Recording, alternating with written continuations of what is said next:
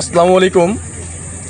আমি এখন দাঁড়িয়ে আছি একজন পরিশ্রমী কৃষকের একটি অবহেলিত পাট ক্ষেতের পাশে। আজকে আমাদের দেশে এই পাট ক্ষেতটি প্রায় অনেকটা বিলুপ্তর পথে। পাট ক্ষেতটি বিলুপ্ত হওয়ার একটি মাত্র কারণ, সেটি হচ্ছে কৃষকেরা এই পাট চাষ করে তারা ন্যায্য মূল্য পাচ্ছে না।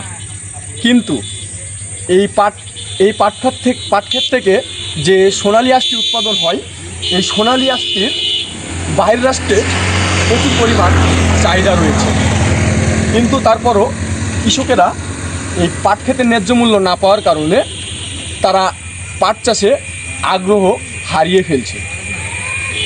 কিন্তু আমাদের সরকার যদি চেষ্টা করে এই পাট চাষে কৃষকদের আগ্রহ বাড়িয়ে দিতে পারে, তারা প্রচুর পরিমাণ পাট চাষে আগ্রহ হলে পাট থেকে যে সোনালী আঁশটি উৎপাদন হবে, এই সোনালী আঁশটি যদি বিদেশে রপ্তানি করা যায়, এতে প্রচুর পরিমাণ বৈদেশিক মুদ্রা আয় করা সম্ভব।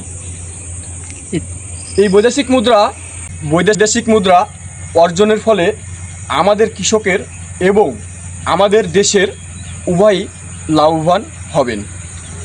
আসুন আমরা সকলেই কৃষকের পাশে থাকি। কৃষক বাঁচলে দেশ বাঁচবে। আসসালামু আলাইকুম। সুস্থ থাকুন, ভালো থাকুন।